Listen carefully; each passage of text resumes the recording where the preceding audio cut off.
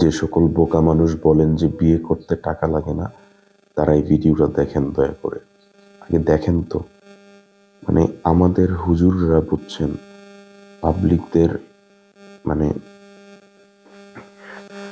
আসো আসো,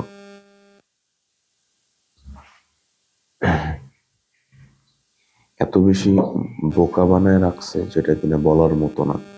বিয়ে করতে নাকি টাকা লাগে না।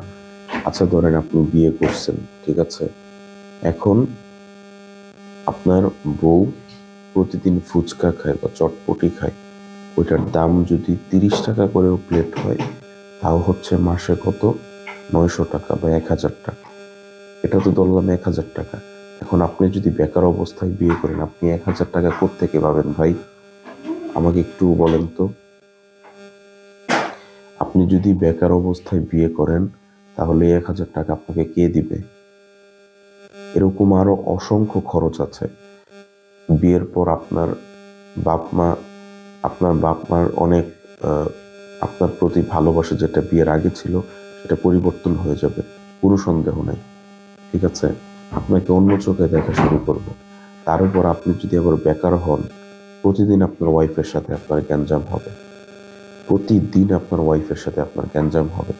তখন তারা এমনি তিক্ত বিরক্ত হয়ে বলবে যে তুই ঘর থেকে বের হ। তখন আপনি কি করবেন? এই জিনিসগুলো চিন্তা করছেন? দৈনন্দিন কিছু না কিছু জিনিস লাগবেই।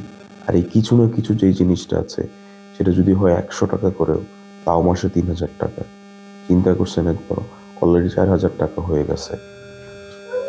এরকম আরো অসংখ্য খরচ আছে, আমি আপনাকে কয়টা বলবো। আপনার ওয়াইফের দৈনন্দিন যেই আহ, তেল সাবান তেল সাবান আছে, কত কিছু আছে, স্নু আছে, পাউডার আছে, ক্রিম আছে, শ্যাম্পু আছে, ঠিক আছে? এই যে জিনিসগুলো আছে, এগুলো যদি আপনি ইনকাম না করেন, তাহলে কোত্থেকে দিবেন? তাই দয়া করে কোনো ধরনের স্বপ্নের মধ্যে না থেকে বাস্তবে আসুন, বাস্তবে চিন্তা করুন, ঠিক আছে? বাস্তবে যদি চিন্তা করেন, ইনশাআল্লাহ, আর ইনকাম করুন। ইনকামের উপর আসলে কোনো কিছু নেই। ইনকাম আপনাকে অবশ্যই করতে হবে। ইনকাম ছাড়া বিয়ে করলে এটা আপনি অনেক বড় একটা বোকামি করবেন। আপনার আশেপাশে যদি এমন থাকে কেউ ইনকাম ছাড়া বিয়ে করেছেন, তাদেরকে গিয়ে আগে জিজ্ঞেস করুন যে তাদের লাইফটা কেমন ছিল, ঠিক আছে? তাহলেই বুঝতে পারবেন। আল্লাহ ভালো রাখুক সকলকে। আসসালামু আলাইকুম।